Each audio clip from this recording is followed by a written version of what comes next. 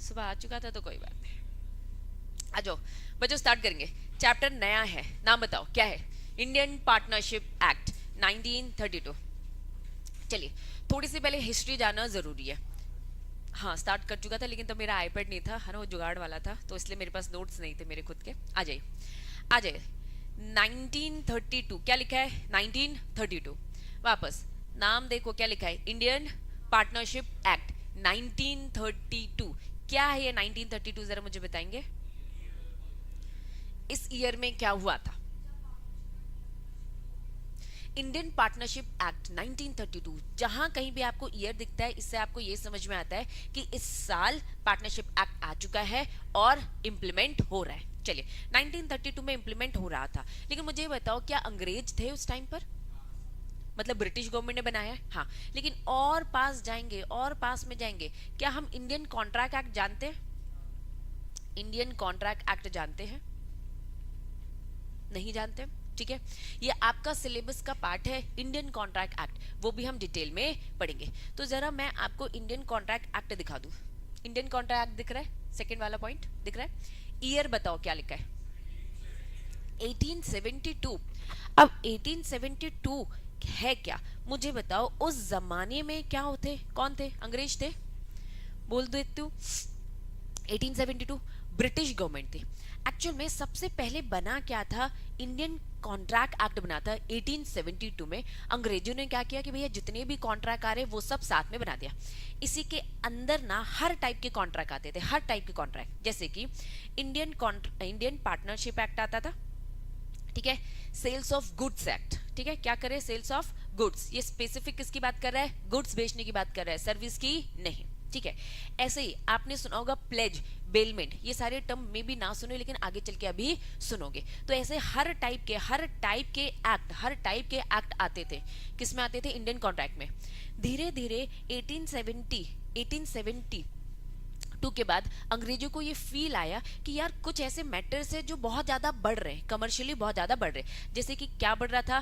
Partnership बढ़ रहा था। जैसे कि क्या बढ़ रहा था?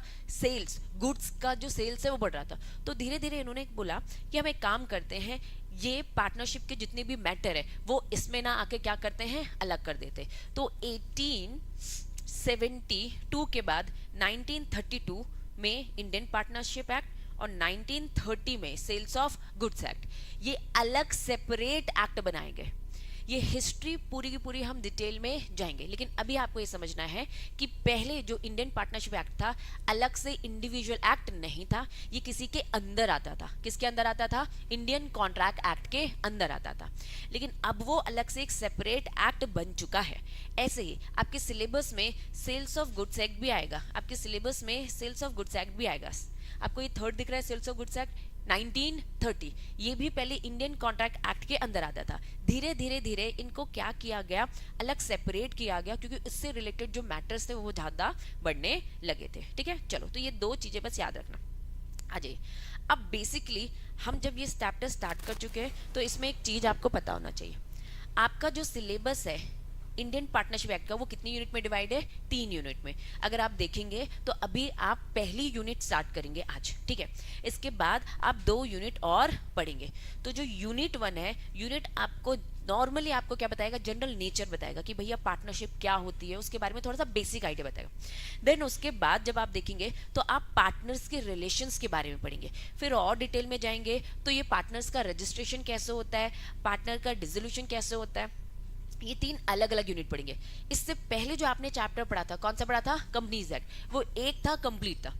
लेकिन जब भी आप एक्ट पढ़ते हो तो इस एक्ट को ना आपकी सिलेबस ने 3 यूनिट में डिवाइड कर रखा है। पहला आप बेसिक चीजें पढ़ोगे, दूसरा पार्टनर के रिलेशंस पढ़ोगे, तीसरा आपका रजिस्ट्रेशन कैसे होगा, मतलब कैसे पार्टनरशिप बन रही है, फिर पार्टनरशिप बनाना अगर आप सीख जाओगे तो पार्टनरशिप कैसे खत्म करना है ये आप सीखेंगे। ठीक है, चलिए आ जाइए, तो स्टार्ट करेंगे यूनिट 1। सबसे पहले बेसिकली आपको क्या समझाया जा रहा है? पार्टनरशिप। ठीक है, चलिए हम सब मिलके अपने एक फर्म बनाएंगे। मुझे बोला जाएगा पार्टनर, आपको इंडिविजुअली क्या बोला जाएगा? Partner partner partner, done. अब हम सब साथ में अगर बिजनेस कर रहे हैं तो सिंपली से बोला जाता है पार्टनरशिप। सिंपली से क्या बोला जाता है? पार्टनरशिप। अब एग्जाम में ना बेसिक अगर आपसे क्वेश्चन पूछा जाता है कि what do you mean by partnership, तो पार्टनरशिप के लिए आपके पास कीवर्ड्स होने चाहिए। ठीक है, तो क्या है पार्टनरशिप? पार्टनरशिप एक रिलेशन है, पार्टनरशिप क्या है, एक relation between person who have agree. Partnership एक रिलेशन है हम सारे पर्सन्स के बीच में, जिसमें हम क्या बोल रहे हैं, कि भैया हम प्रॉफिट शेयर करेंगे। वापस क्या बोल रहे हैं, हम प्रॉफिट शेयर करेंगे। यहां साफ बोला है कि हम प्रॉफिट शेयर करेंगे, दैट मीन्स क्या मना कर रहे हैं, लॉसेस के लिए कुछ नहीं बोला है। अगर लॉसेस के लिए कुछ नहीं बोला है, मतलब यहाँ पे ये बोलना चाह रहे हैं कि भैया पार्टनर आपस में प्रॉफिट शेयर कर सकते हैं, उसे हम पार्टनरशिप बोलेंगे, लेकिन उसमें लॉस शेयर हो चाहे ना हो, इससे कोई फर्क पड़ता नहीं है। डन। चलो, यहाँ पे उन्होंने बोला जो ये प्रॉफिट शेयर कर रहे हैं वो किसी न किसी बिजनेस के लिए कर रहे हैं। अगर हमने कोई पार्टनरशिप करी और उसमें बिजनेस नहीं है, तो वो पार्टनरशिप है ही नहीं। मतलब पार्टनरशिप में कुछ इंपॉर्टेंट बात होनी चाहिए। सबसे पहली बात क्या होना चाहिए, रिलेशन होना चाहिए बिटवीन पर्सन, और वो आपस में क्या शेयर कर रहे हैं, प्रॉफिट। लॉस शेयर करे चाहे ना करे, इससे कोई फर्क पड़ता नहीं है। क्या कर रहे हैं, बिजनेस कैरी कर रहे हैं। क्या लिखा है, कैरिड ऑन बाय ऑल, या फिर क्या लिखा है, any of them, acting for all. क्या मैं इसे म्यूचुअल एजेंसी बोल सकती हूँ? What do mean by mutual agency? चलिए म्यूचुअल एजेंसी को थोड़ा सा डिटेल में समझते हैं। ABCD, ठीक है।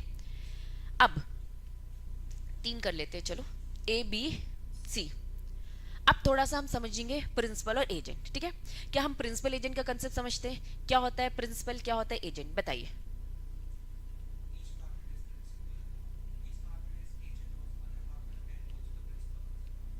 वेरी गुड, म्यूचुअल एजेंट से आपने समझा, ठीक है। अब मैं कह रहा हूं प्रिंसिपल कौन होता है, एजेंट कौन होता है, सिंपल, ठीक है। प्रिंसिपल एजेंट कौन होता है, बताइए कौन होता है प्रिंसिपल?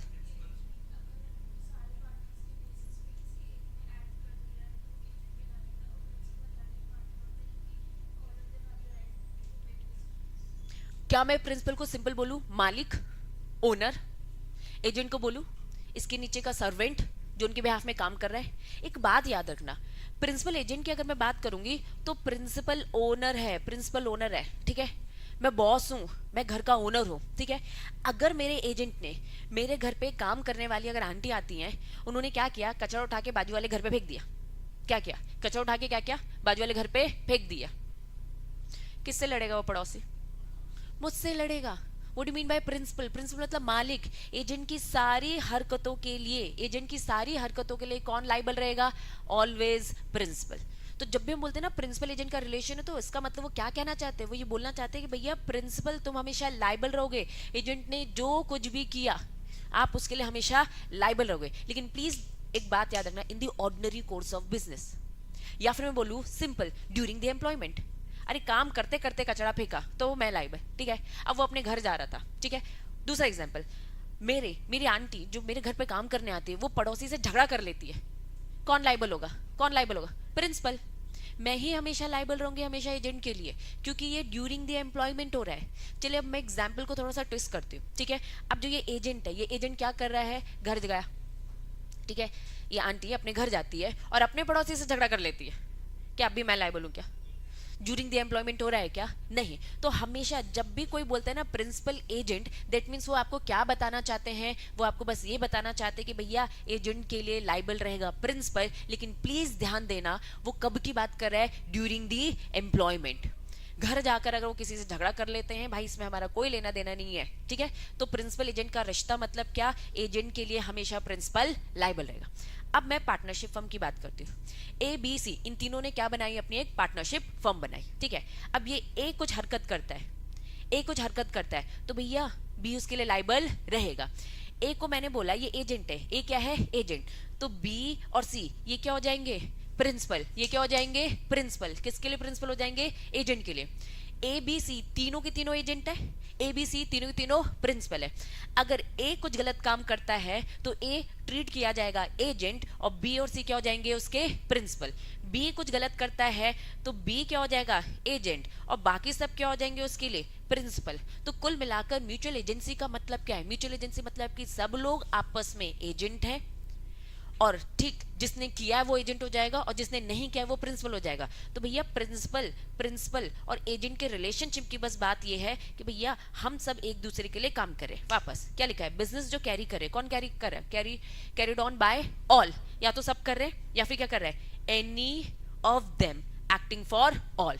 सबके बिहाफ में एक्ट कर रहा है, मतलब ये बाकी सबको क्या करेगा, बाइंड करेगा, बाकी सब भी क्या हो जाएंगे, उसके लिए लाइबल हो जाएंगे। ठीक है, तो प्लीज जब भी अगर आपको पार्टनरशिप की डेफिनेशन पूछी जा रही है तो आप क्या दोगे, पहला वर्ड क्या दोगे, रिलेशन, दूसरा क्या दोगे, पर्सन, तीसरा क्या दोगे, प्रॉफिट, ठीक है, शेयरिंग प्रॉफिट, फिर क्या बोलोगे, बिजनेस, और फिर कैरिड ऑन बाय ऑल, या फिर any of them acting for all, क्या ये बोलेंगे।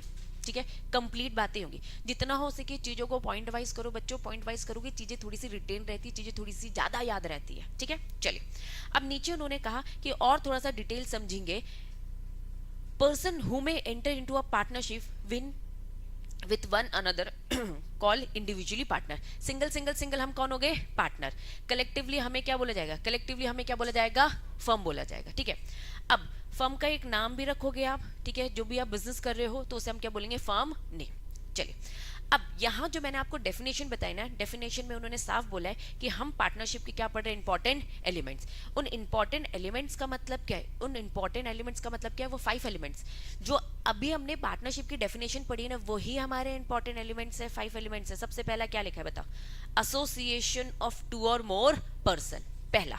दूसरा क्या बोला, इनके बीच में क्या होना चाहिए, अग्रीमेंट होना चाहिए। तीसरा क्या बोला है, बिजनेस कैरी कर रहे हो। नेक्स्ट क्या लिखा है, शेयर प्रॉफिट, लेकिन शेयर प्रॉफिट लॉस की बात नहीं हो रही। चलिए एग्जाम्पल के थ्रू समझते हैं, ए बी सी इन तीनों ने आपस में पार्टनरशिप फर्म अपनी बनाते हैं। ठीक है, बी को बोला जाता है भैया आपको प्रॉफिट का शेयर मिलेगा, बी को भी बोला जाता है, सी को बोला जाता है कि भैया आपको क्या मिलेगा, लॉस मिलेगा। इन्होंने कहा कि भैया प्रॉफिट मिलेगा कि नहीं मिलेगा, प्रॉफिट भी मिलेगा। अब हो सकता है कि हमारे बीच का आपस का अग्रीमेंट हो बच्चों, ए बी सी आपस में डिसाइड कर रहे हैं कि भैया ए लॉस शेयर नहीं करेगा, ए लॉस शेयर नहीं करेगा, बाकी सब प्रॉफिट तीनों में शेयर होगा, प्रॉफिट तीनों में शेयर होगा। ठीक है, लॉस कौन शेयर कर रहा है, बी और सी। ए लॉस शेयर नहीं कर रहा है, ये अग्रीमेंट है। हम आपस में अपने बीच में कैसा अग्रीमेंट करते हैं हमें कोई दिक्कत नहीं है। Law as per rule regulation, अगर आपको लॉ की अगर बातें समझ में आ रही हो तो लॉ ने बोला है कि भैया हमारे लिए इंपॉर्टेंट क्या है, प्रॉफिट मिलना चाहिए, लॉस मिले चाहे ना मिले इससे कोई फर्क पड़ता नहीं। चलिए एग्जाम्पल लेके देखते हैं जरा, माइनर, थोड़ा बहुत माइनर के हमें कंसेप्ट पता है, माइनर को लेकर हम क्या बोलते हैं बताओ,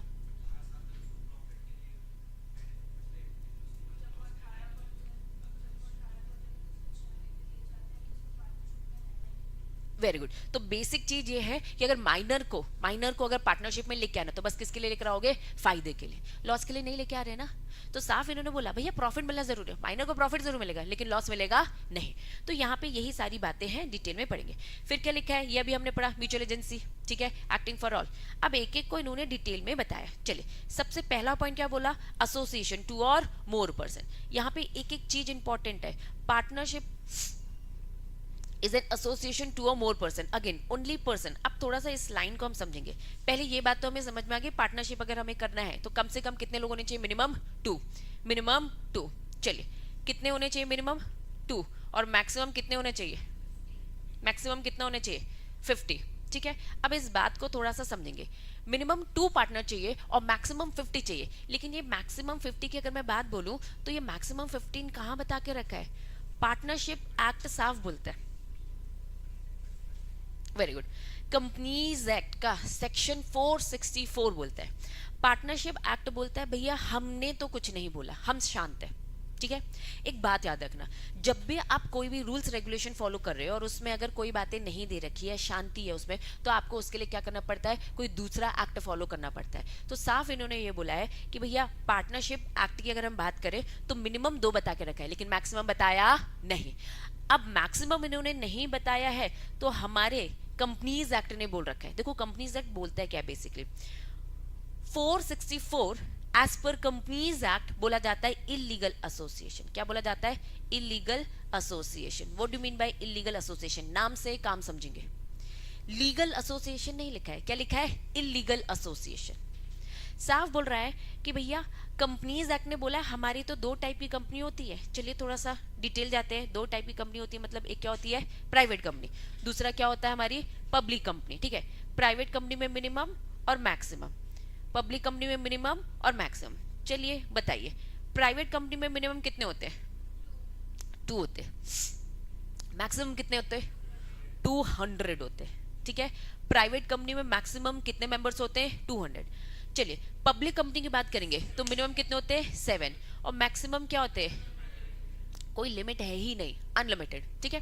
अब साफ कंपनीज एक्ट बोलता है कि हमने अपने कंपनीज एक्ट में बोल दिया, हमने अपनी एक इलीगल एसोसिएशन की डेफिनेशन दे दी।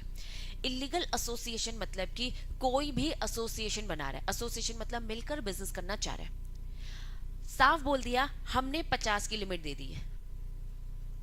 हमने बोला कि किसी को भी एसोसिएशन बना के बिजनेस करना है ना तो 50 होने चाहिए। अगर आप 50 के ऊपर जाते हो, अगर आप 50 के ऊपर जाते हो तो हम मान लेंगे इलीगल एसोसिएशन।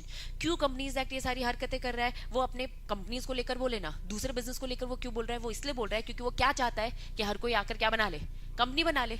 आओ ना, बनाओ ना, प्राइवेट कंपनी बनाओ ना, क्या दिक्कत है? अगर आप 50 से ज्यादा लोग बिजनेस कर रहे हो तो आ जाओ, इससे अच्छा प्राइवेट कंपनी बना लो। अगर आपको और लोग करना है, 200 से भी ज्यादा लोग करने हैं तो भैया पब्लिक कंपनी बना लो। तो इसलिए उन्होंने इलीगल एसोसिएशन की डेफिनेशन दे रखी है। तो प्लीज ये सेक्शन नंबर इंपॉर्टेंट है, प्लीज याद रखना।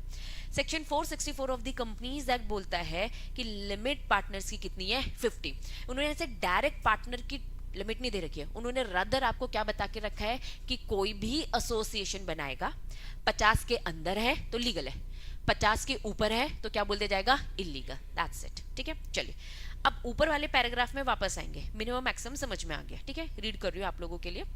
पार्टनरशिप एक एसोसिएशन है जिसमें 2 और मोर पर्सन, ठीक है। ये पहली लाइन, मिनिमम 2 और मैक्सिमम कितने हैं? 50। 50 के ऊपर नहीं जाने का। चलिए again only person recognise by the law. साफ क्या बोल रखा है? हम उन पर्सन की बात कर रहे हैं जिन्हें लॉ ने क्या दे रखी है? रिकॉग्निशन दे रखी है।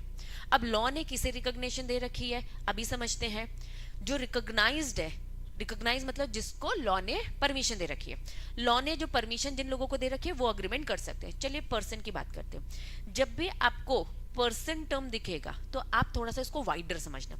इसके अंदर बहुत सारे लोग आते हैं, इसके अंदर बहुत सारे लोग आते हैं। पर्सन की अगर मैं डेफिनेशन की बात करूं तो पर्सन में कौन आता है? इंडिविजुअल। कौन आता है? इंडिविजुअल। इंडिविजुअल मतलब किसकी बात हो रही है? इंसान। लॉ में कहीं भी इंडिविजुअल टर्म देखोगे तो समझ जाना इंसानों की बात हो रही है। दैट्स इट, ठीक है। अब हम बोलेंगे कि इंसानों के अलावा भी बहुत सारे लोग हैं, ठीक है। किसकी बात करते हैं भैया? फर्म की बात कर लेते हैं, कंपनी की बात कर लेते हैं। एक एलएलपी भी होता है। एलएलपी क्या होता है? लिमिटेड लाइबिलिटी, ठीक है। पार्टनरशिप एक क्या होता है?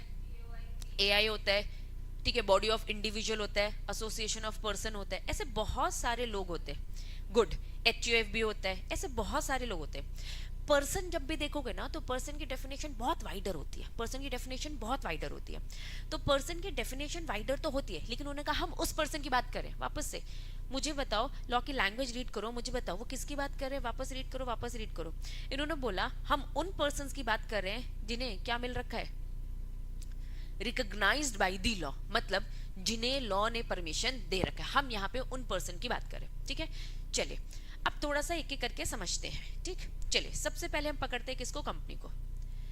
कंपनी, कंपनी का एक बेसिक फीचर क्या है? कंपनी अलग है और कंपनी के मेंबर्स अलग है, जिसको हम बोलते हैं सेपरेट आइडेंटिटी है, सेपरेट लीगल एंटिटी है। तो कंपनी को साफ बोल रखा है कि भैया in the I of the law ये एक जूरिस पर्सन है। तो इन्होंने बोला कि भैया हाँ, अगर पार्टनरशिप फर्म बनानी है तो मिस्टर ए एक इंसान है, ठीक है। और ये किसी कंपनी के साथ मिलकर अगर पार्टनरशिप करना चाहता है बिल्कुल कर सकता है, कोई दिक्कत नहीं है। क्या पहला समझ में आए? चले हम एलएलपी की बात करेंगे। एलएलपी भी आपके सिलेबस में है। एक्चुअल में कंपनी और पार्टनरशिप फर्म का एक बीच का रास्ता निकाला गया है। देखो हमें कंपनी तो पता है, हमें दीदी पार्टनरशिप फर्म भी पता है, लेकिन इन दोनों को मिक्स करके, इन दोनों को कंबाइन कर एक तीसरी एंटिटी बनाई गई है। लॉ ने देखा कि भैया हर कोई कंपनी बनाना पसंद नहीं कर रहा है क्योंकि बहुत ज्यादा फॉर्मेलिटी। हर कोई पार्टनरशिप फर्म बनाना पसंद नहीं कर रहा है, क्यों नहीं कर रहा है? क्योंकि इसमें लाइबिलिटी अनलिमिटेड होती है और परपेचुअल सक्सेशन इसमें होता ही नहीं है। तो क्योंकि पूरे पार्टनर में लाइबिलिटी आ जाती है तो हर किसी को लगता है यार ये भी बनाना सही नहीं है। तो बीच का रास्ता निकाला। इसमें दोनों की क्वालिटीज होती है। कुछ क्वालिटीज कंपनी से ले रखी है और कुछ क्वालिटी किससे ले रखी है? पार्टनरशिप फर्म से। तो कंपनी की उसने एक इंपॉर्टेंट क्वालिटी ले रखी है। कौन सी क्वालिटी ले रखी है? सेपरेट लीगल आइडेंटिटी वाली।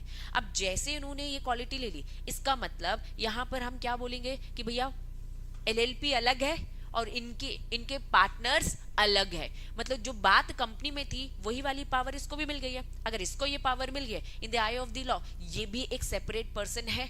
तो यस, अब कंपनी भी पर्सन बन सकती है। ठीक है, चलो एचयूएफ की बात करते हैं। एचयूएफ का फुल फॉर्म बताओ।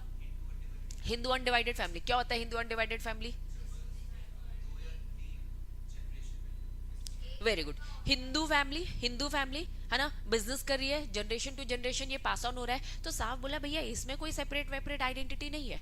तो कुल मिलाकर इन्होंने बोला कि भैया हम अगर बिजनेस की बात करेंगे, अगर हम पर्सन की बात करेंगे तो किस किस को अलाउ करके रखा है। तो क्योंकि पर्सन की डेफिनेशन बहुत वाइडर है, किस किस को अलाउ कर रखा है। इन्होंने बोला इंसान प्लस कंपनी अपनी पार्टनरशिप फर्म बना सकते, कोई दिक्कत नहीं है। मिनिमम कितने लोग चाहिए? दो।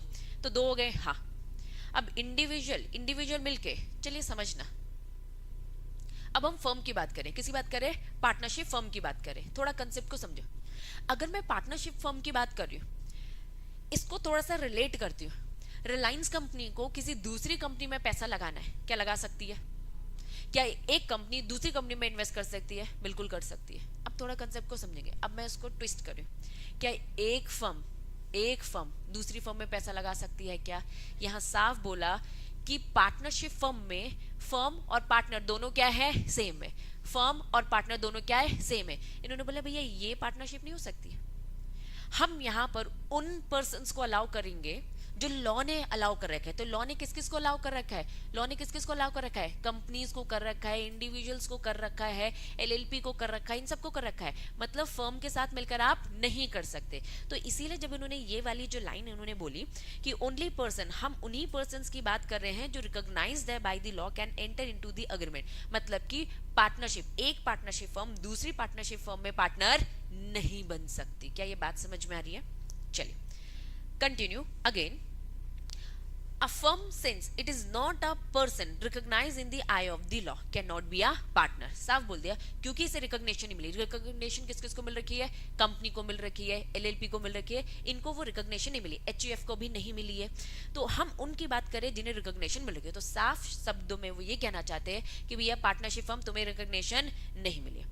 Again, minor can not be a partner. एक बात हमेशा याद रखना, ठीक है? अगर मैं आपसे सिंपल सवाल पूछूं, क्या माइनर पार्टनर बन सकता है? कुछ बच्चे हाँ बोले, कुछ बच्चे ना। वापस दोबारा से सवाल पूछ रहे हो, ठीक है? सिंपल सवाल। अब मैं कोई कंडीशन नहीं बताऊंगी, तुम ट्राई करना अपना बेस्ट आंसर देना। क्या माइनर पार्टनर बन सकता है? कितने बच्चे बोल रहे हैं माइनर पार्टनर बन सकता है? हाथ खड़ा, बस हाथ खड़ा। कितने बच्चे बोल रहे माइनर पार्टनर बन सकता है? चलो। कितने बच्चे बोल रहे हैं माइनर पार्टनर नहीं बन सकता? बिना कंसर्न के नहीं बन सकता। कंडीशन बता रहे हो, है ना? मैं बस हाँ और ना में जवाब पूछ रही हूँ, यस और नो, ठीक है? वापस, माइनर पार्टनर बन सकता है क्या? यस। कितने बच्चे नो बोल रहे? अब एक कंसेप्ट समझेंगे, है ना? अभी थोड़ी देर से बताऊंगी कौन सही है कौन गलत है। हम एक कंसेप्ट समझेंगे। एक होता है जनरल रूल, एक होता है जनरल रूल, ठीक है? और एक होता है इसका exception. What do you mean by exception?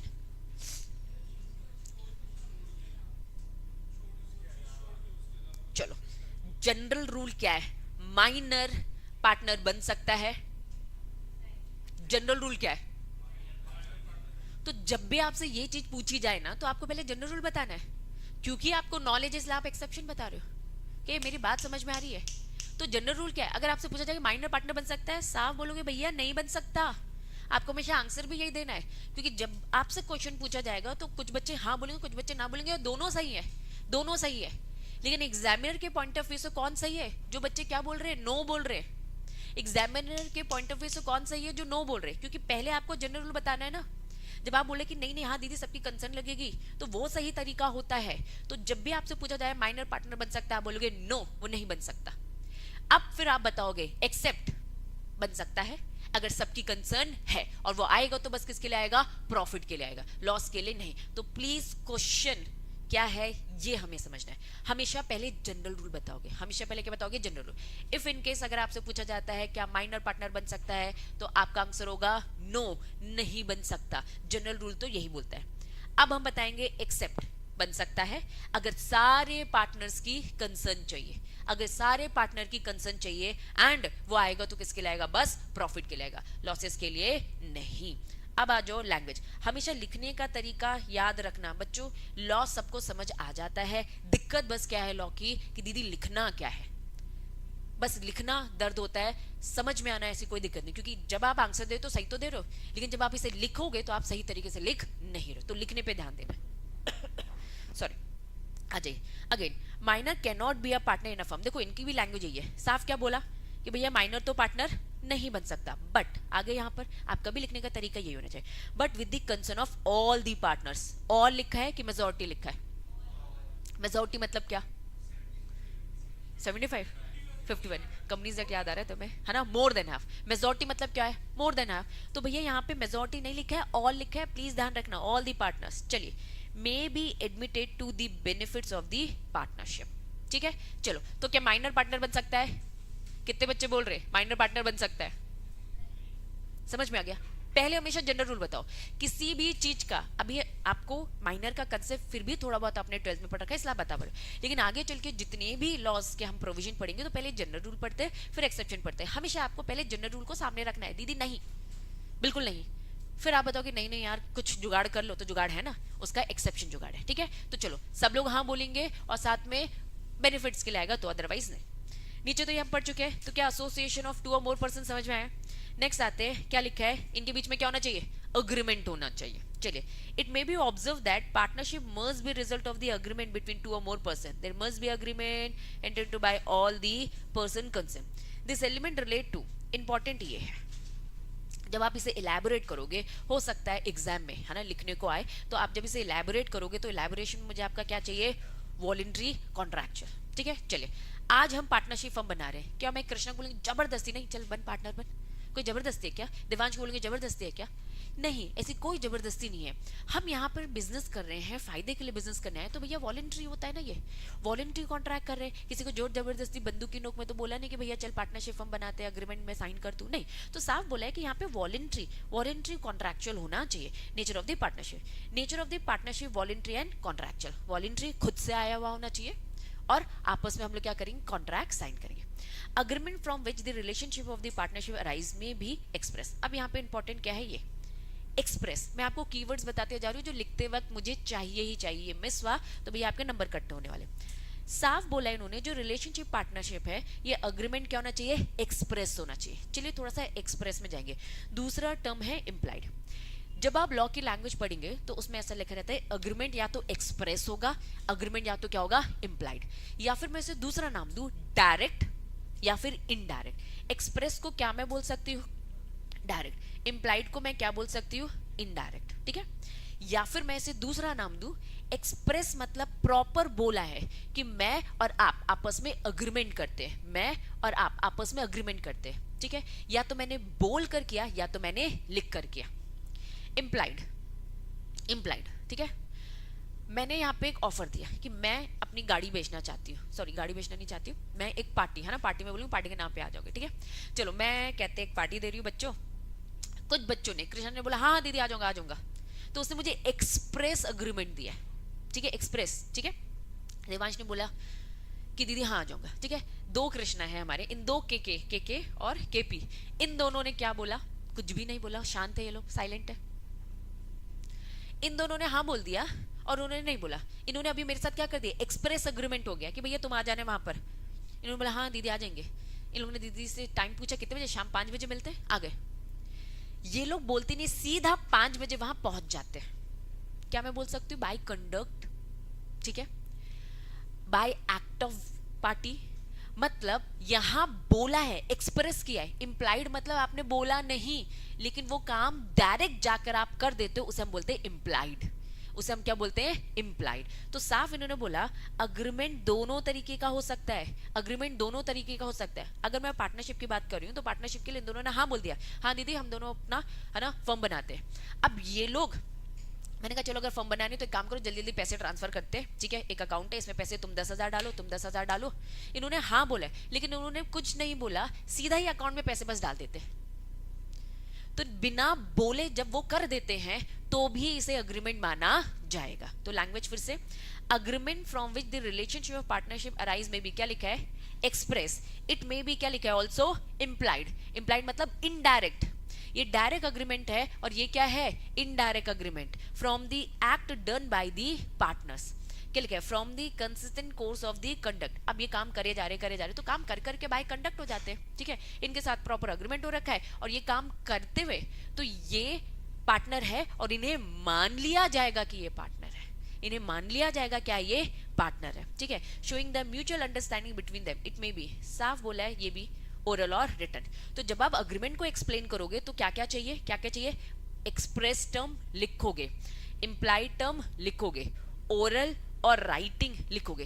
Agreement oral भी हो सकता है, अग्रीमेंट रिटन भी हो सकता है। तो प्लीज बीइंग है ना, जब आप कंसल्टेंसी प्रोवाइड करेंगे क्या बोलोगे, हमेशा क्या होना चाहिए, रिटर्न होना चाहिए, हमेशा क्या होना चाहिए, एक्सप्रेस। एक्सप्रेस कर दो ज्यादा अच्छा है, ठीक है, बाद में मुकर जाएंगे तो मुकर सकते हैं। ओरली अग्रीमेंट कर रखा है, मुकर गए तो सबूत ढूंढते रह जाओ। तो हमेशा अपने क्लाइंट को जब आप सजेस्ट करोगे तो रिटर्न करोगे और एक्सप्रेस करोगे। हालांकि उन्होंने बोला कि एक्सप्रेस भी होता है, इंप्लाइड भी होता है, ओरल भी होता है और रिटर्न भी होता है, लेकिन ओरल अवॉइड करो, इंप्लाइड अवॉइड करो। लेकिन हाँ, अगर सबूत मिल गए हैं तो होगा, क्योंकि अभी हम डिटेल में जब जाएंगे तो हम ऐसी सिचुएशंस पढ़ेंगे, है ना।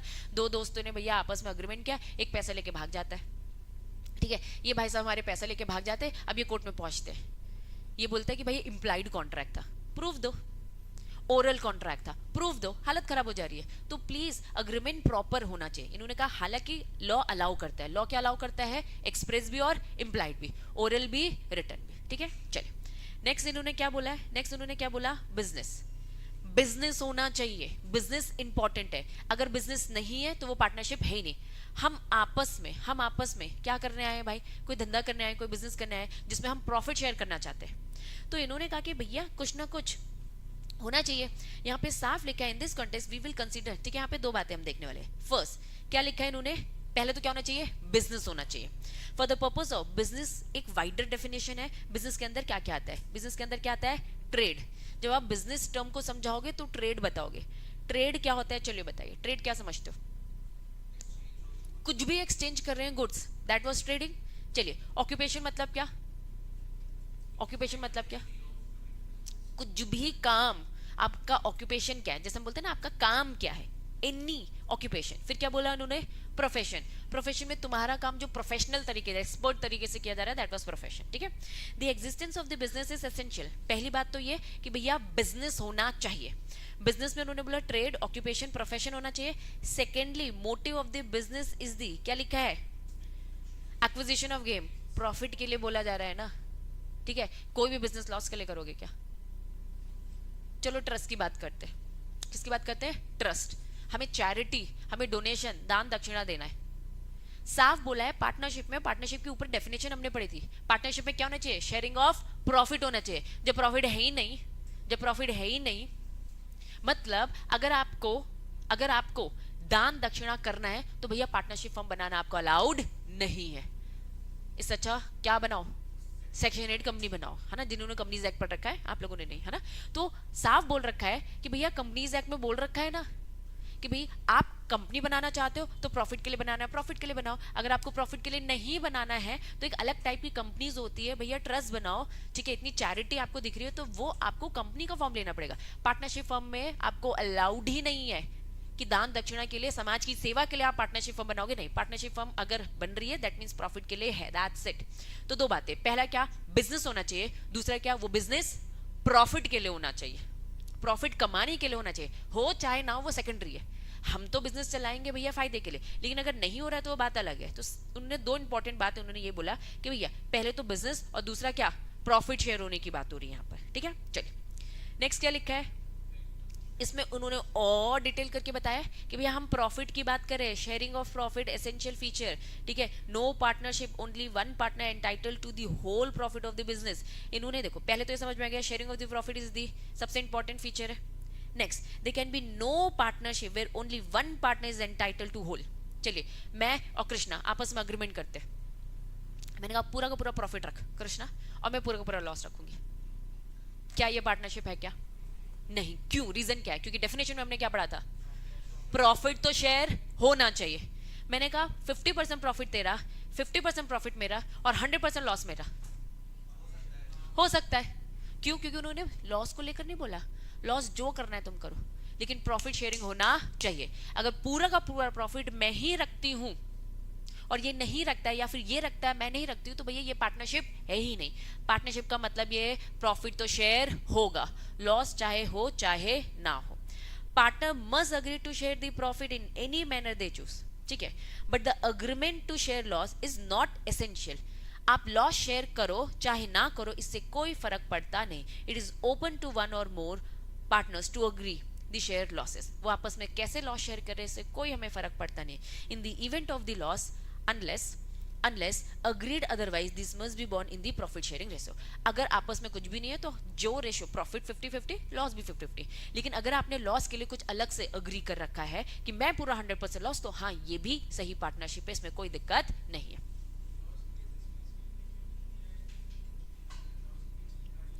क्योंकि देखो बिल्कुल हो सकती है, तुम और मैं अग्री करें ना, अभी जब हम साइन कर रहे हैं तो उसमें तुम्हारी और मेरी अगर लड़ाई हो सकती है, तो चलो ना 50-50 लॉस रखते हैं ना। हम किसी को रख रहे हैं एक्चुअल में, अभी हम ना आगे चल के ना अलग अलग टाइप की क्या पढ़ेंगे, पार्टनर्स पढ़ेंगे। जैसे अभी माइनर का ही चलो एग्जांपल ले लेते हैं। माइनर में क्या है, उसको क्यों नहीं लॉस दे रहे, माइनर को क्यों लेकर आ रहे? भाई वो जो माइनर है ना बहुत इंपॉर्टेंट है आपके लिए। उस माइनर, वो इतना फेमस एक सेलिब्रिटी है ना, छोटे बच्चे तो काम कर रहे हैं ना, इसको अगर हमने पार्टनर बना लिया ना, हमारी फर्म को बहुत फायदा होने वाला है। क्योंकि हमारे फर्म को फायदा होने वाला है, इसलिए हम उसको लेकर आ गए हैं, ठीक है। फॉर एग्जाम्पल अभी आगे चल के अलग अलग टाइप के पार्टनर बनेंगे। देखो थोड़ा बहुत अकाउंट्स आपने पढ़ रखा है, क्या नॉमिनल पार्टनर पढ़ रखा है तुमने? What do mean bye nominal partner, बताओ जरा।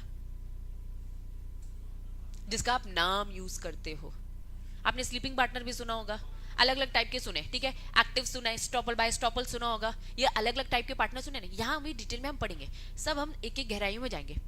अब मैं किसी सेलिब्रिटी को अगर अपने साथ जोड़ रही हूँ, मुझे मालूम है कि हमारी फर्म को बहुत फायदा है, शाहरुख खान को मैं यहाँ पे जोड़ रही हूँ, ठीक है, हमारी फर्म को बहुत फायदा होगा। लेकिन शाहरुख खान ने कहा सुनो लॉस होगा तो मैं नहीं दूंगा, हम अग्री कर रहे हैं ना, क्योंकि उससे होने वाले फायदे में हमें इंटरेस्ट है।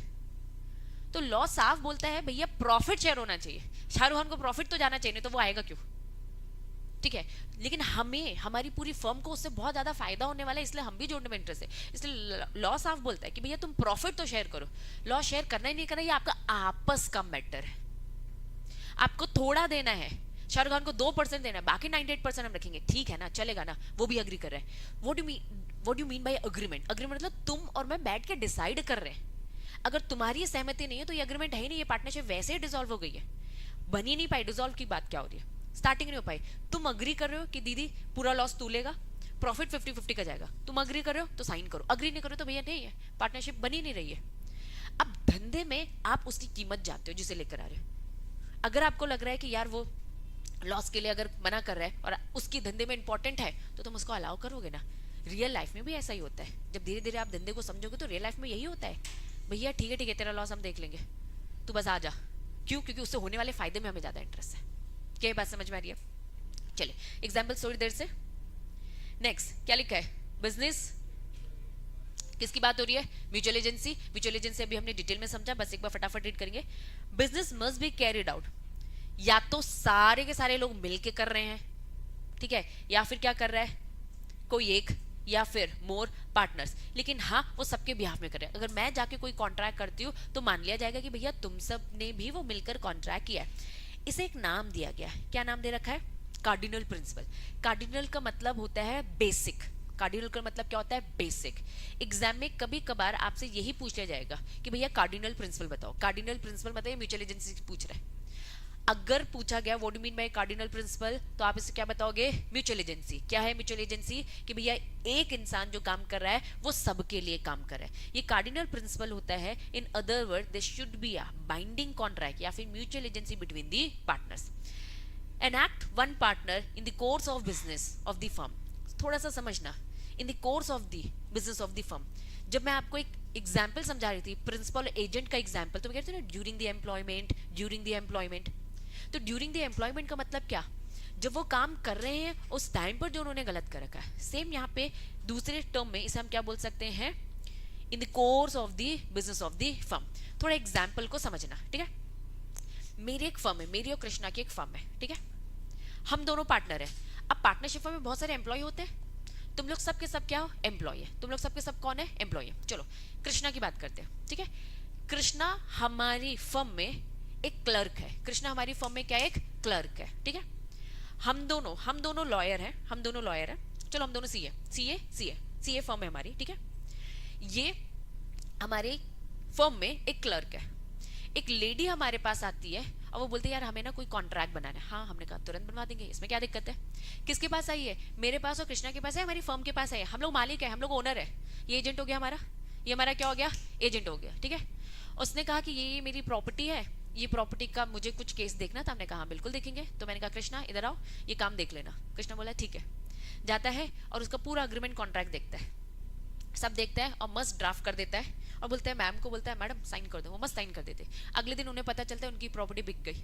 किसके नाम पर हो गई, कृष्णा के नाम पे। किसके नाम पे हो गई, कृष्णा। मस्त कृष्णा ने ड्राफ्ट बनाया और लेडी से साइन भी करवा दिया। लेडी ने सिग्नेचर कर दिया, भैया जो करवा रहा होगा सही करवा, उसको थोड़ा ना लॉ का इतना नॉलेज होगा। और जब साइन किया जाता है, कृष्णा भी मस्त साइन कर देता है, ठीक है, दोनों के साइन हो गए। भैया उसका मकान बिक गया, कृष्णा के नाम पर हो गया। अब मुझे बताओ लेडी किस पे केस करने वाली है, वो हमारे पास आई थी, हमने अपना काम अपने एजेंट से करवाया, हम है प्रिंसिपल, तो एजेंट के सारे गलत कामों के लिए प्रिंसिपल लाइबल रहता ही है। क्या ये बात समझ में आई, ये होता है प्रिंसिपल एजेंट का रिश्ता। हाँ, वेरी गुड। तो ये प्रिंसिपल है, हम इस एजेंट की सारी हरकतों के लिए हम लोग लाइबल रहेंगे। तो अभी उस लेडी को तो उसका मकान चुकाएंगे, और जो भी वो लंबे केस में फंसी बेचारी है ना, अब वो पूरी की पूरी मेहनत मांगेगी ना कि भैया मैंने चप्पलें घिसी है कोर्ट में जा जाकर, तो पूरा हर जाना, पूरा कंपनसेशन हमें देना पड़ेगा। अब ये बात अलग है, हम कृष्णा को पकड़ेंगे, इधर है ना, दे पूरे पैसे दे, तेरे चक्कर में हमें इतना लॉस हुआ। तो ऐसे ही है, जैसे मैं एग्जाम्पल दे रही थी ना कि भैया अगर हमारे नौकर ने बाहर कचरा किसी में फेंक दिया है, तो अभी तो पहले उसकी सफाई हम करवाएंगे, बाद में हम इसको इसकी सैलरी से कट करेंगे कि नहीं करेंगे, तो इसके साथ भी हम वही हरकत करेंगे। लेकिन अभी तुरंत में फर्स्ट तो हमें देना पड़ेगा। तो यहाँ पे साफ इन्होंने कहा है during the course of the employment, ठीक है। अब एग्जाम्पल को थोड़ा सा ट्विस्ट करो, ये एग्जाम्पल पहले बताओ समझ में आया, एग्जाम्पल थोड़ा सा चेंज। कृष्णा है ना अपने घर पे जाता है, क्योंकि कृष्णा के है ना बैकग्राउंड के बारे में सबको पता है कि ये एक बहुत फेमस फर्म में काम करता है। तो उसके पड़ोसी इसके पास आता है, किसके पास, कृष्णा के पास आता है। वो बोलता है यार ये मेरे पेपर्स थे, ये थोड़ा सा देख लेना। अब कृष्णा क्या करता है, उसके पेपर लेता है और उसमें वो करता है, उससे साइन करवा देता है। मतलब उसने पड़ोसी के साथ भी क्या किया, वही हरकत करी जो हमारी फर्म के पास आया था। अब उसके लिए हम लायबल हैं क्या, क्यों नहीं है, रीजन बताओ। During the course of the business है क्या, तो यहां वो यही कहना चाह रहे हैं, in the course of the business of the firm की बात हो रही है। काम करते करते भैया वो पर्सनल कांटेक्ट में इसके पास आया, तो अब हम इसके लिए थोड़ी ना लाइबल है। हमारी फर्म के पास आया और हमने इससे काम करवाया, तो हम लाइबल हो जाएंगे। लेकिन ये जमाने में कितने लोगों का केस दिखता है, वहां पे हमारी लाइबिलिटी नहीं है। तो साफ लिखा है कोई भी काम, जब आप केसेस पढ़ेंगे आपके सामने, देखो क्रिटिकल केस ही आते हैं, मैं बता दूं एकदम प्लेन क्वेश्चन नहीं आता है, ठीक है। ये है सीए फाउंडेशन, यहाँ पर ऐसा नहीं बोला जाता है आपको, है ना, कि भैया बता दो एलिमेंट बता दो, पार्टनरशिप की डेफिनेशन बता दो, नहीं। आपके सामने केस स्टडी पटक दी जाएगी और आपसे पूछा जाएगा भैया बताओ आंसर। तो आओ लैंग्वेज एक बार रीड करेंगे। An act of the one partner, ठीक है, इन द कोर्स ऑफ। अब यहाँ पे मैंने प्रिंसिपल एजेंट का रिश्ता बताया। अगर हम कह रहे हैं हम तीनों पार्टनर हैं, एग्जाम्पल को थोड़ा सा चेंज किया, हम तीनों के तीनों पार्टनर हैं, ये कृष्णा और मैं भी पार्टनर हूँ।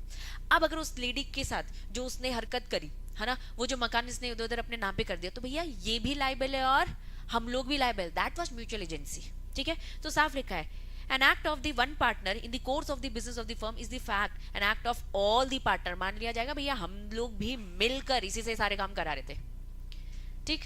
Each partner carry on the business is the principal as well as the agent.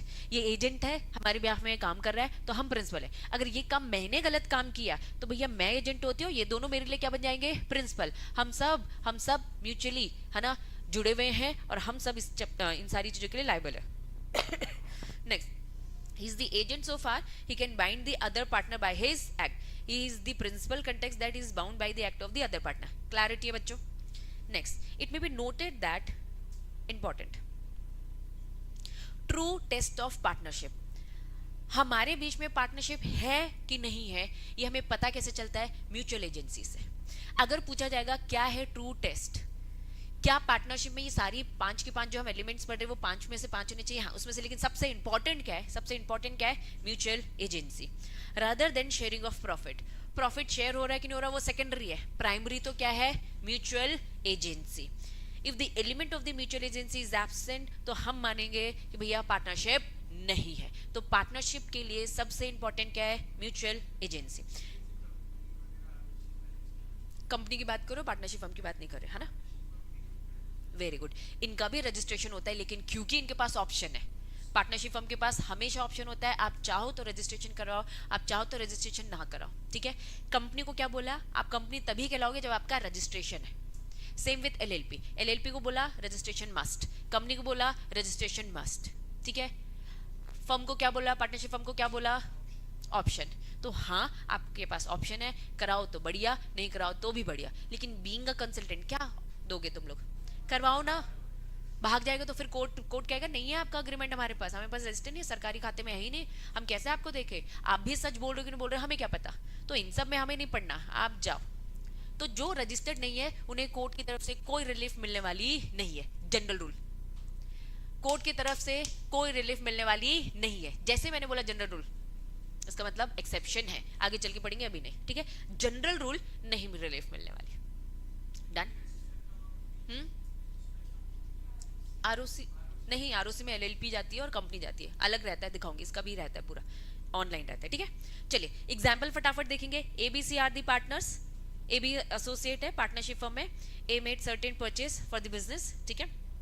Mister के से मिस्टर कैन रिकवर, वो किससे रिकवर करेगा? तीनों से करेगा। कृष्णा के साथ अगर कॉन्ट्रैक्ट है, जैसे उस लेडी का मैंने एग्जांपल दिया, भैया तीनों से रिकवर करेगा, all partners are liable for the act, ठीक है? अब इस केस को थोड़ी देर रोकेंगे। Partnership agreement is also partnership deed, ठीक? यहाँ अग्रीमेंट को ही डीड भी बोलेंगे। पहले बताओ यहाँ तक क्लैरिटी है? तो ये सारी चीजें अभी जो कुछ भी मैंने आपको इतने डिटेल में बताई, आ जाओ फटाफट शॉर्ट वर्जन। क्या है एलिमेंट्स? 5 important element. सबसे पहला एलिमेंट क्या है? एसोसिएशन 2 और मोर पर्सन। दूसरा एलिमेंट क्या है? अग्रीमेंट। तीसरा क्या है? बिजनेस। नेक्स्ट क्या है? Agreement to share profit. Next क्या लिखा है? Business carried on by all या फिर एक्टिंग फॉर ऑल। क्या मैं इसे म्यूचुअल एजेंसी बोल दूं? बोल सकते हैं। चलिए पहला हमने क्या पढ़ा? पार्टनरशिप में एसोसिएशन होते हैं 2 और मोर पर्सन, मतलब आपको पूरे आंसर्स मुझे चाहिए पॉइंट वाइज, ठीक है? चलिए तो पहला पॉइंट ये। नेक्स्ट क्या लिखा है? ओनली पर्सन जो रिकॉग्नाइज्ड बाय लॉ है वो ही पार्टनरशिप में आ सकते हैं। सेकंड पॉइंट, पहला पॉइंट क्या है? याद करना है। पहला पॉइंट क्या है? एसोसिएशन 2 और मोर पर्सन। दूसरा क्या है? रिकॉग्नाइज्ड पर्सन ही पार्टनर बन सकते हैं। तीसरा क्या लिखा है? माइनर तो नहीं बन सकता, लेकिन हाँ बेनिफिट के लिए और सबकी कंसर्न होगी तो बन सकता है। नेक्स्ट क्या लिखा है? Firm can not be a partner. Firm क्योंकि रिकॉग्निशन इसे नहीं मिल रखी है तो ये पार्टनर नहीं बन सकता। नेक्स्ट क्या लिखा है? मैक्सिमम नंबर कितने हो सकते हैं? 50, लेकिन as per companies act, partnership act silent है। तो अगर आप पे कुछ भी केस स्टडी पूछी जाती है और केस स्टडी किस पे बेस्ड है? पहले वाले पॉइंट पे बेस्ड है, तो मुझे ये सारी बातें चाहिए। 1 2 3 4 5, ये पूरी 5 बातें चाहिए, ठीक है? ये 5 बातें देख ली, जरा स्क्रीन से हटा दिया। बताओ 5 बातें। पहला 2 और मोर पर्सन। दूसरा ओनली रिकॉग्नाइज्ड पर्सन ही, है ना? माइनर बन सकता है। एक काम करो ना, रिकॉग्निशन की बात कर रखी है तो हम फर्म की ही बात करें। ये पहला पॉइंट, ये पहला बोल सकते हैं, दूसरा बोल सकते हैं, तीसरा ये बोलो कि फर्म तो रिकॉग्नाइज नहीं है, एक फर्म दूसरी फर्म में पार्टनर नहीं बन सकती है, तीसरा पॉइंट बोलो। चौथा फिर बोलेंगे माइनर और फिफ्थ पॉइंट बोलेंगे मैक्सिमम वाला, ठीक है? और हो सके तो वापस से पहला पॉइंट क्या बोल सकते हो? Minimum, minimum. और सेकंड पॉइंट क्या बोल सकते हो? मैक्सिमम बता दो, है ना? मिनिमम 2 होते हैं, मैक्सिमम कितने होते हैं? 50 होते हैं, ठीक है? एज पर कंपनीज एक्ट पूरा बताना है, ठीक है? फिर 2 बातें और कौन सी बताओगे? कि भैया लीगल पर्सन होने चाहिए, और फिर फोर्थ पॉइंट क्या बताओगे? कि पार्टनर जो पार्टनरशिप फर्म है वो तो पार्टनर नहीं बन सकता। मैं कह रही हूँ बस जो दोनों रिलेटेड बातें हैं ना वो साथ में बोलेंगे, तो ऐसे आपके पास 4 बातें होगी। और आखिरी बात आप बताओगे कि भैया माइनर तो बन नहीं सकता। कैसे 5 बातें याद हो गई है? अगर केस स्टडी आती है एसोसिएशन वाले टॉपिक पे तो आपको ये पूरी 5 बातें बतानी पड़ेगी, तब जाकर आपको पूरे में से पूरे नंबर मिलेंगे। बच्चे अक्सर बोलते हैं कि दीदी हमने ना, कहते एक पॉइंट बस नहीं लिखा तो क्या मुझे नंबर नहीं मिलेंगे? हाँ बच्चों, हो सकता है वो एक जो पॉइंट है वो बहुत इंपॉर्टेंट है, ठीक है? ये बोर्ड एग्जाम नहीं है कि दीदी हमें 5 में से 4 तो दे दो या 0.5 तो दे दो, ऐसा नहीं चलता है। हो सकता है आपको 2 नंबर मिले, हो सकता है आपको 3 नंबर मिले 5 में से। क्यों? क्योंकि जब आपने एक पॉइंट खाया वो इंपॉर्टेंट है, उसकी इंपॉर्टेंस के हिसाब से नंबर कटते हैं। 2 कट सकते हैं, 3 कट सकते हैं, 4 कट सकते हैं। तो प्लीज इस बात का ख्याल रखेंगे, ठीक है। चलिए नेक्स्ट पॉइंट क्या है, अग्रीमेंट हमने पढ़ा। अग्रीमेंट में क्या पढ़ा, partnership arise from the agreement. Agreement होगा तभी पार्टनरशिप होगा। अग्रीमेंट क्या होना चाहिए, वॉलंटरी होना चाहिए। अग्रीमेंट क्या होना चाहिए, एक्सप्रेस भी हो सकती है और इम्प्लाइड भी, ओरल भी हो सकती है और रिटर्न भी। ये चार बातें। पहला तो क्या बोला, सिंपल अग्रीमेंट होना चाहिए। और ये अग्रीमेंट क्या होगा, वॉलंटरी, देन एक्सप्रेस और इम्प्लाइड, देन क्या बोला, ओरल और रिटर्न। समझ में आया। चलिए बिजनेस की बात करेंगे। बिजनेस एक्टिविटी होनी चाहिए, इसमें दो बातें हमने पढ़ी थी, बिजनेस होनी चाहिए और दूसरी बात हमने क्या पढ़ा था, प्रॉफिट शेयर होना चाहिए, एक्विजिशन ऑफ गेन। ये जो बिजनेस बनाया है वो बिजनेस किसके लिए कर रखा है, acquisition of gain.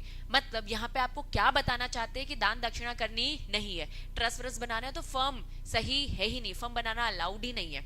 Business include trade, occupation, profession. Objectivity क्या होना चाहिए भैया, प्रॉफिट अर्न करना है, ठीक है। No intention to do business, share profit. तो साफ बोल दिया हमारे लिए आपकी पार्टनरशिप फर्म है ही नहीं। क्लैरिटी है, पक्का। चले, agreement to share profit, profit essential है, लॉ शेयरिंग कंपलसरी नहीं है। आपको जैसा करना है, आपकी खुद की इच्छा, जैसा आप अग्री करोगे।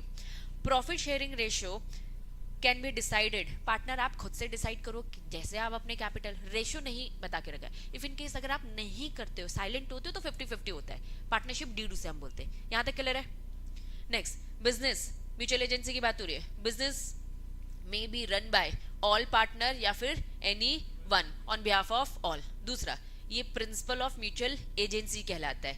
ईच पार्टनर इज बोथ, दोनों है।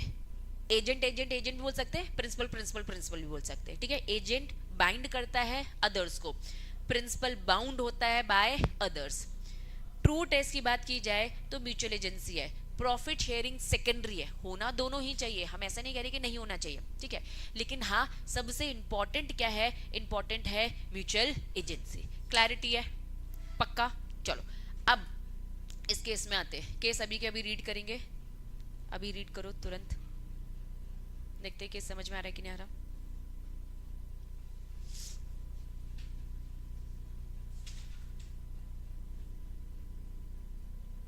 ये ट्रू टेस्ट समझा रहा है, ठीक है।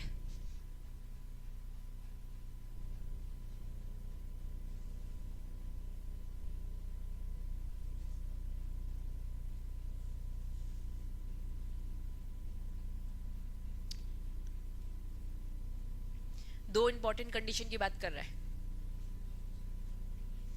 रीड करो बच्चों, 2 मिनट में बस पानी पी के आइए।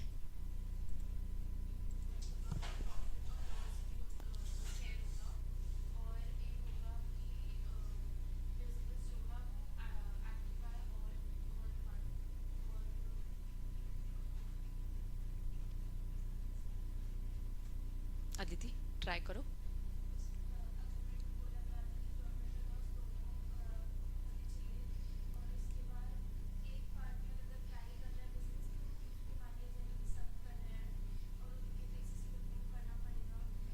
इसकी पूरी कहानी बताओ, कहानी चल क्या रही है, कोई कहानी बता सकता है, यश बता सकता है, खुश कहानी।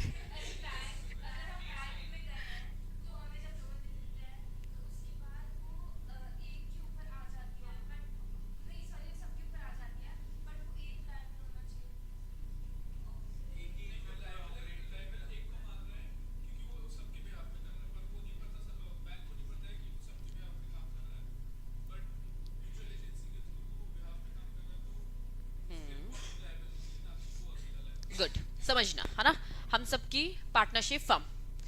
तुम सबने अग्री किया कि दीदी लोन लेने जाना है। अब तुम खुद सोचो, बैंक के बाहर लंबी चौड़ी ऐसे पार्टनर्स की 50 पार्टनर्स किया ना, मैक्सिमम 50 बन सकते, 50 पार्टनर खड़े, एक एक करके साइन मारेगा। होता है क्या ऐसा? नहीं, सबने मिलके मुझे दे दिए पावर, खत्म। बोले दीदी लोन का जितना भी काम होगा ना आप करवा लेना, दीदी बैंक अकाउंट खोलना है उससे रिलेटेड जितना भी काम होगा आप कर लेना। तो सबने मिलकर एक पार्टनर को काम दे दिया है, काम सौंप दिया है। तो यहाँ पे लिखा है, एक्चुअल में केडी कामनाथ का जो केस है इसको याद भी रखना पड़ेगा आपको, ठीक है। इसमें सुप्रीम कोर्ट ने कहा कि भैया दो इंपॉर्टेंट कंडीशन है कि आपके बीच में पार्टनरशिप फर्म है कि नहीं, आपकी ये पार्टनरशिप फर्म है कि नहीं, उसकी दो कंडीशन। पहली कंडीशन क्या, अग्रीमेंट होना चाहिए। अग्रीमेंट किसके लिए होना चाहिए, प्रॉफिट शेयरिंग को लेकर, ठीक है। There should be agreement to share the profit as well as the loss. इस गिवन केस में क्या हुआ था, हमने प्रॉफिट भी शेयर कर रखा है और लॉस भी। तो हमारी जो पार्टनरशिप फर्म है उसमें प्रॉफिट और शेयर लॉस शेयर करके रखा है, पहला। दूसरा क्या लिखा है, इसको क्या मैं एक नाम दे दूं, म्यूचुअल एजेंसी, एक नाम दे दूं म्यूचुअल एजेंसी, हाँ हमारे बीच में म्यूचुअल एजेंसी भी है। तो दो इंपॉर्टेंट बात होती है सुप्रीम कोर्ट ने कहा, पहली बात क्या, प्रॉफिट शेयर होना चाहिए, दूसरा क्या, म्यूचुअल एजेंसी होनी चाहिए। ठीक है, चलिए यही दो जो ऊपर यहाँ पे उन्होंने बोला ना ये ट्रू टेस्ट है, वो यहाँ पे यही बताना चाहते हैं। इस केस के थ्रू आपको समझाया जा रहा है कि इस गिवन कहानी ये थी यश, इसमें एक स्टोरी थी, है ना, स्टोरी ये थी, the fact exclusive power, exclusive power मतलब तुमने पूरा का पूरा पावर मुझे दे दिया, एक्सक्लूसिव पावर दे दिया, कंट्रोल दे दिया, by agreement of the parties, तुम सब ने मिलकर मुझे पूरी पावर दे दी, is vested in the one partner, एक पार्टनर को दे दी, और further circumstances that only one partner can operate. आपने क्या पावर दी कि भैया एक जो पार्टनर है क्या ऑपरेट करेगा, बैंक अकाउंट, मैं ही बैंक अकाउंट ऑपरेट करूंगी, कुछ भी बोरो वोरो करना है on the behalf of the firm कौन करेगा, मैं करूंगी। तो अकेला बंदा ही सारा काम कर रहा है। क्या लिखा है, नॉट डिस्ट्रक्टिव, डिस्ट्रक्टिव मतलब क्या होता है, हार्मफुल बोल सकते, डिसोबे बोल सकते, गलत बोल सकते, उन्होंने साफ बोला कि ये destructive, not destructive of the theory of the partnership provided two essential condition mention है। यहाँ पे कुल मिला के बोल रहा है कि भैया दो कंडीशन है, आप सबके बिहाफ में मैं कर रही हूँ, हाँ मैं कर सकती हूँ। अब बैंक की तरफ से कुछ भी फ्रॉड होता है, चीटिंग होता है, फॉर एग्जाम्पल मैं लोन नहीं पे कर पाती हूँ, मैं लोन नहीं पे कर पाती क्योंकि मैं बैंक के पास गई थी, बैंक को किसका चेहरा पता है, मेरा चेहरा, कौन साइन कर रहा है सारी फॉर्मेलिटीज में, मैं लोन नहीं चुका पाती हूँ, बैंक किससे पैसा वसूल लेगा, पार्टनरशिप फर्म से। लेकिन क्योंकि बैंक मुझे जानता है तो मैं उसे पैसे जरूर दे दूंगी, लेकिन क्या मैं तुम लोगों से नहीं लूंगी, हाँ हमारे बीच में अग्रीमेंट हुआ है, हमारे बीच में अग्रीमेंट, मैंने लोन पूरा चुका दिया क्योंकि बैंक ने मुझसे मांगा, और मैं किससे मांगूंगी, तुम सबसे, तुम सब मिलकर देते हो तो बढ़िया, तुम नहीं देते तो मैंने अगर अभी भी दे दिया तो मैं तुम लोग को कोर्ट में घसीटूंगी कि भैया अग्रीमेंट हुआ था हमारे बीच में, है ना, 20% का अग्रीमेंट हुआ था, चलो मिलकर देंगे। अगर आप ये पैसा नहीं देते तो आपके खिलाफ केस कर सकती हो, अगर हमारा अग्रीमेंट रजिस्टर्ड है तो, नहीं है रजिस्टर्ड अब कुछ नहीं हो सकता। तो साफ यहाँ पे यही बोला गया है कि भैया हाँ मिलके किसी एक को पावर दे सकते हो, बिल्कुल दे सकते हो, ठीक है। मैं अब एजेंट बन गई हूं, तुम लोग सब प्रिंसिपल, तो तुम लोग भी लायबल हो और मैं भी हूं। अगर 20% तुमको देना तो 20% मुझे भी देना है। अगर 10% सबका है तो भैया मैं भी वो 10% में, और 90% तुमसे वसूलूंगी, मैं भी पे ऑफ करूंगी। या तो मिलकर दो, अभी फॉर द टाइम बिंग तुम लोग के पास पैसा नहीं है, तुमने बोलेगी पिंकी तुम अभी दे दो, मैंने जाकर दे दिया, लेकिन मैं तुमसे लूंगी, लेकिन मस्त क्योंकि हमारे बीच में अग्रीमेंट नहीं है तो दिक्कत हो सकती है। तो यहाँ पे बस ये केस आपको ये बोलना चाह रहा है, दो कंडीशन इंपॉर्टेंट होती है, पहला प्रॉफिट शेयर होना चाहिए, अग्रीमेंट में लिखा होना चाहिए, और दूसरा म्यूचुअल एजेंसी होनी चाहिए। ये दो चीजें हैं तो पार्टनरशिप है। और हाँ बैंक को हक है सबसे लेने का, लेकिन बैंक के पास ये भी हक है, अब ओवर द, है ना, थोड़ा सा नॉलेज और बढ़ाना है, नीचे जाके समझेंगे। बैंक को हक है किसी एक से भी लेने का, बैंक की खुद की मर्जी, एक से ले या सबसे ले। बैंक ने कहा कि नहीं नहीं मुझसे लेंगे तो मैं अभी दे दूंगी, लेकिन मैं क्या करूंगी, आपसे रिकवर करूंगी। क्यों, क्योंकि अग्रीमेंट में ये डिसाइड हुआ था ना कि तुम्हारे बिहाफ में मैं काम कर रही हूं, तो प्रिंसिपल तो हमेशा लायबल रहेगा। क्लैरिटी है पक्का, हाँ इम्प्लाइड, ठीक है गुड। अब ऊपर कुछ एग्जाम्पल्स छोड़े थे, पहला एग्जाम्पल फटाफट, पहला एग्जाम्पल क्या बोलता है, को ओनर्स हु शेयर, क्या करे आपस में, rent from the piece of the land. क्या लिखा है, वो पार्टनर नहीं है, बिकॉज क्या नहीं एग्जिस्ट करता, बिजनेस ही नहीं है। हाँ भैया ये जो प्रॉपर्टी है, ये प्रॉपर्टी है ना, कृष्णा में मिलके 50-50 ओनर है, क्या ये पार्टनरशिप है क्या, क्या हम ये पार्टनर है क्या, नहीं भैया हम को ओनर कहलाएंगे।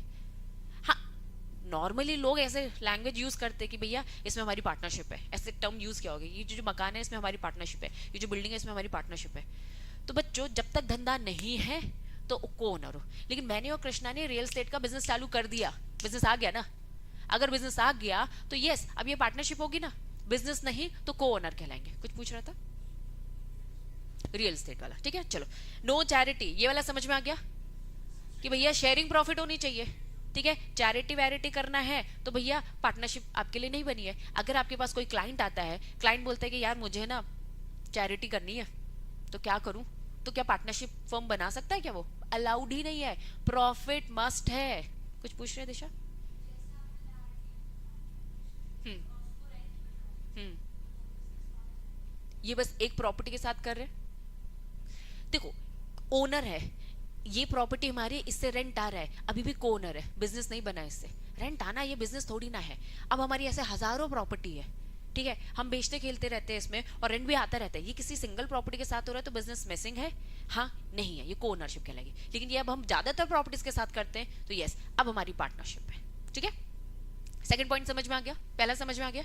तीसरा क्या बोल रहा है, ये सिंपल बोल रहा है, एक्स वाई है ना, कॉटन के बड़े बड़े जो रोल्स होते हैं वो खरीदने बेचने का काम है हमारा, ज्वाइंट अकाउंट है, शेयर कर रहे हैं प्रॉफिट इक्वली। तो उन्होंने बोला हाँ ये बिजनेस है, यहाँ बिजनेस भी है, हम इन्हें यहाँ पे पार्टनर्स बोलेंगे। तो बस एग्जाम्पल के थ्रू आपको बता रहे कि भैया ये तो नहीं है, ये तो नहीं है और ये तो है, क्लैरिटी है।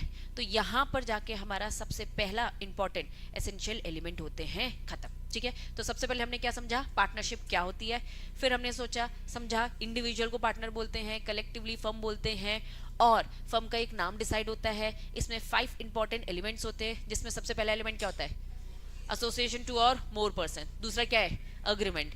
तीसरा क्या है, बिजनेस। चौथा क्या है, agreement to share profit. Next क्या है, business carried on by all, या फिर any of them acting for all. Single अगर वर्ड, दो वर्ड बोलो तो म्यूचुअल एजेंसी बोलेंगे। ठीक है, ये केस आप याद रखना, ये केस आपको ट्रू ट्रस्ट बताता है कि सच में आपके बीच में पार्टनरशिप है कि नहीं। ये दो चीजों से प्रूफ होता है। पहला इंपॉर्टेंट क्या है, प्रॉफिट शेयर होना चाहिए। दूसरा क्या है, म्यूचुअल एजेंसी। और दोनों में से अगर कोई एक चूज करना हो तो म्यूचुअल एजेंसी चूज करेंगे, क्योंकि हो सकता है कि कल को हमने प्रॉफिट शेयर कर रखा है, लॉस हो सकता है, लेकिन स्टिल प्रॉफिट शेयरिंग का क्लॉज तो है। लेकिन म्यूचुअल एजेंसी सबसे इंपॉर्टेंट है, प्राइमरी इंपॉर्टेंट क्या है आपका, म्यूचुअल एजेंसी।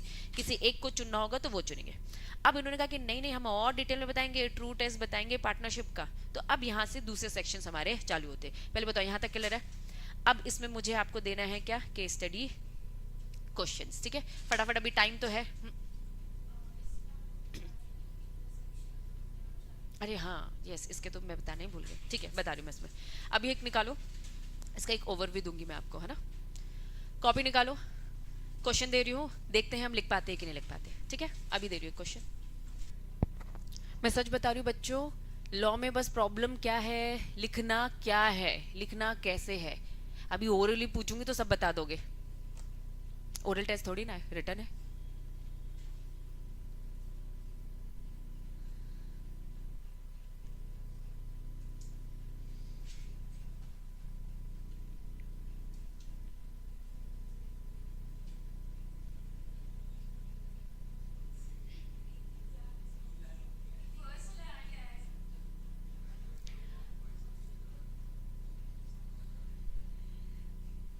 अब मेरी बात सुनो, कभी भी क्वेश्चन की स्टार्टिंग नहीं समझ में है ना, पीछे से चालू करो, पीछे यहाँ हमेशा। अब पढ़ो क्या लिखा है, नहीं समझ में आई अभी, ये आ गया। वो एलिमेंट से तो पूछ रहा है आपसे, क्या लिखा है, explain the made of the determining existence of the partnership. हमें बताइए कि एग्जिस्टेंस है क्या पार्टनरशिप का।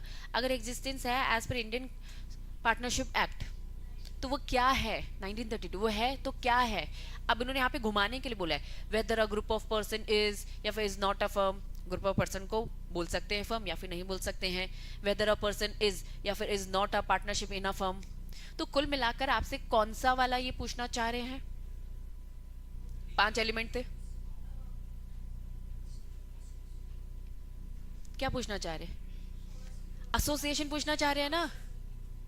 ये घुमा फिरा कर आपसे बस पूछते हैं, एकदम सिंपल क्वेश्चन थोड़ी ना है, बताओ association two or more person, ये समझाओ, इतना इजी होगा क्या, नहीं। बस यहाँ पे चीजें यही बोली जा रही है, weather a group of person is और इज नॉट फर्म। क्या ग्रुप ऑफ पर्सन को फर्म बोलेंगे, उन्होंने कहा कि रुको, ग्रुप ऑफ पर्सन को फर्म तब बोला जाएगा जब कितनी बातें होंगी, वो 5 बातें होंगी, और उसमें से सबसे इंपॉर्टेंट क्या होगा, एसोसिएशन वाला पहले पॉइंट को तो समझाना है, लेकिन म्यूचुअल एजेंसी, शेयरिंग प्रॉफिट, ये सब होना चाहिए।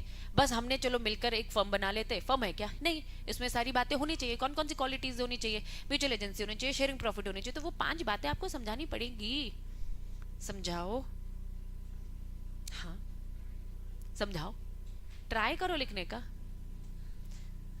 आलस, लिखो, आलसी हो चुके हो तुम लोग, लिखो लिखो।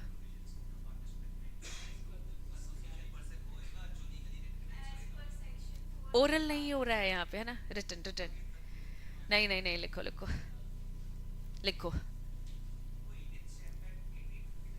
इंडियन स्टैम्प एक्ट,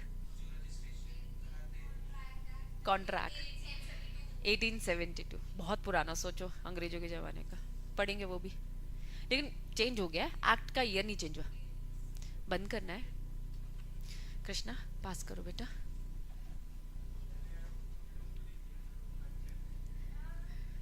यार एक रूल बनाते हैं।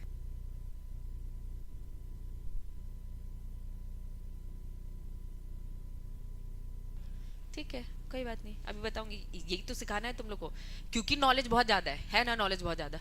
अब एसोसिएशन के बारे में बोलूंगी तो पूरी 5 बातें लिखोगे, फिर उसके बाद अग्रीमेंट की पूरी बातें लिखोगे। तो यहाँ बस मैं यही कह रही हूँ कि भैया क्योंकि अब तुम्हारे पास नॉलेज ज्यादा है, लिखना क्या और लिखना क्या नहीं है, तो 3 बातें सबसे ज्यादा इसमें इंपॉर्टेंट हो जाएंगी। एसोसिएशन वाला पॉइंट, क्योंकि यहाँ पे उन्होंने बोला ग्रुप ऑफ पर्सन फर्म है कि नहीं, ठीक है। तो दूसरा दूसरा कौन सा पॉइंट हो जाएगा? Mutual agency. तीसरा कौन सा पॉइंट हो जाएगा इंपॉर्टेंट? शेयरिंग प्रॉफिट, वो होगा ना। अग्री। वापस हम जो यहाँ पे पढ़ रहे हैं ना, 2 एसेंशियल 2 एसेंशियल, यहाँ पे साफ जो ये वाली लाइन है ना, इन्होंने यहाँ पे यही बोल रखा है कि हम आपको ये बताना चाहते हैं ट्रू टेस्ट क्या है पार्टनरशिप का, म्यूचुअल एजेंसी का, रादर देन क्या लिखा है, शेयरिंग प्रॉफिट। ये जो आपका केस है, ये केस आपको क्या बताना चाहता है? दो इंपॉर्टेंट बात क्या? शेयरिंग प्रॉफिट और क्या? Mutual agency. ये जो कंसेप्ट है, इसमें जब आप बात बताओगे तो क्या क्या बताना है? शॉर्ट नोट्स में लेके जा रही हूँ आपको, ये बताओगे। और कौन से बताओगे? शेयरिंग प्रॉफिट और म्यूचुअल एजेंसी। क्या बात समझ में आई? पक्का? जिसमें से सबसे ज्यादा इंपॉर्टेंट 4 और 5 पॉइंट्स ने दिखा रही तुम लोग को, है ना? देखने लगेंगे, पता चला, जल्दी जल्दी याद कर रहे हो।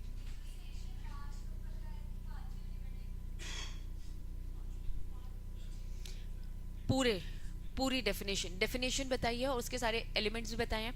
अब मैं कह रही हूँ कि सारे के सारे एलिमेंट्स पूरे अच्छे से प्रेजेंट कर दोगे, जब लिखने जाओगे तो तुम्हारे 2-3 पन्ने नहीं भर जाएंगे तुम्हारी हैंडराइटिंग के हिसाब से। इनकी हैंडराइटिंग के हिसाब से तो नहीं, है ना, तुम्हारी हैंडराइटिंग के हिसाब से 2 पन्ने तो भर जाएंगे। लेकिन अब आपको यही तो क्लैरिटी देनी पड़ेगी। देखो वापस क्वेश्चन आपके लिए रीड कर रही हूँ, ठीक है? हाँ, मतलब कि उनको तुमने थोड़ा सा ज्यादा फोकस करना है। जैसे कि फिर से रीड कर रही हूँ, weather a group of person is या फिर इज नॉट अ फर्म। क्या ग्रुप ऑफ पर्सन को हम फर्म बोलेंगे? ठीक है, कब बोल सकते हैं? जब पार्टनरशिप में 2 इंपॉर्टेंट चीज होनी चाहिए। वो 2 इंपॉर्टेंट चीज क्या है? प्राइमरी क्या है? Mutual agency. सेकेंडरी क्या है? Sharing profit. ये 2 है, इनको बहुत फोकस करोगे। अब उसके बाद एसोसिएशन को थोड़ा समझा दो, अग्रीमेंट को थोड़ा, सबको थोड़ा थोड़ा समझाना है, बस मैं ये कह रही हूँ, समझे? तो जब ये सब आएगा तो आप इतना ही भर भर के सब में लिखेंगे क्या? नहीं। हेडिंग मुझे पूरी की पूरी चाहिए, 5 हेडिंग मुझे पूरी चाहिए। Association, agreement, business, agreement for sharing profit, mutual agency, मुझे सब चाहिए। लेकिन जब डिटेल देना होगा तो 2 इंपॉर्टेंट जो है, ये फर्स्ट और ये सेकंड, ये 2 जो इंपॉर्टेंट है, इनको ज्यादा फोकस करना, बस मैं ये आपको कह रही हूँ, बताना है। क्योंकि देखो 5 बातें तो होनी चाहिए, लेकिन ज्यादा इंपॉर्टेंट ये 2 है। क्यों? क्योंकि आगे चल के चैप्टर इसी की, है ना, इसका ही ऑपरेशन करेगा, इसको एक एक चीज को और डिटेल में पढ़ेंगे। जैसे कि फॉर एग्जांपल अभी दिखाई देती हूँ तुम्हें। अभी यहाँ पर देखो नेक्स्ट हेडिंग क्या लिखा है, नेक्स्ट हेडिंग देखो क्या लिखा है, ट्रू टेस्ट ऑफ पार्टनरशिप। क्या लिखा है? Agreement, sharing profit. क्या लिखा है? क्या लिखा है? ये म्यूचुअल एजेंसी। अब इन्होंने कहा कि नहीं नहीं नहीं, नहीं फिर से समझाएंगे, अग्रीमेंट समझाएंगे, शेयरिंग प्रॉफिट फिर से समझाएंगे। ये देखो इतना लंबा चौड़ा, फिर उन्होंने म्यूचुअल एजेंसी फिर से समझाया। कुल मिलाकर पूरा चैप्टर जो फर्स्ट यूनिट है वो इसी पे बेस्ड है। ये 2 बहुत इंपॉर्टेंट है। तो जब भी आपसे पूछा जाएगा कि कोई भी फर्म कब फर्म होती है, तो हाँ वो 5 बातें होनी चाहिए, इंपॉर्टेंट एसेंशियल एलिमेंट है। लेकिन उसमें से सबसे ज्यादा इंपॉर्टेंट क्या है? ये 2 बातें। कौन सी? म्यूचुअल एजेंसी और शेयरिंग प्रॉफिट। तो उन पे ज्यादा फोकस आपको करना पड़ेगा, ये क्वेश्चन की डिमांड है।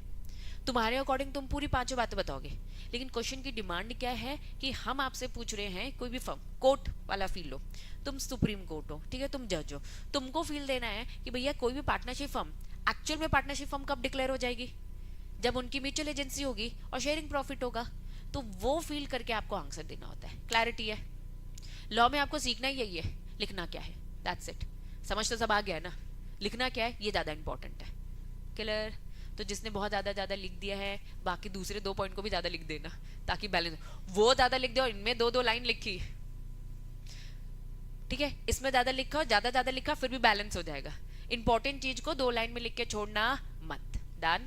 पक्का? तो घर के लिए होमवर्क दे दूं, लिख लोगे अच्छे से? और पक्का? चलो, लेकिन घर पे एक और क्वेश्चन एक्स्ट्रा मिलेगा। ये क्वेश्चन तो करना ही है। कृष्णा इसकी तुरंत फोटो खींच, ग्रुप में भेज। ये क्वेश्चन नंबर 1 और दूसरा भी भेजूंगी मैं। हाँ, लेकिन मैं कह रही हूँ एसोसिएशन भी बताओ, लेकिन क्यों? देखो क्या लिखा है, weather a group of person, है कि नहीं? अब मैं कह रही हूँ एसोसिएशन क्या बोल रहा है, ग्रुप, लेकिन बस अगर हमारा एसोसिएशन है, क्या पार्टनरशिप है क्या? नहीं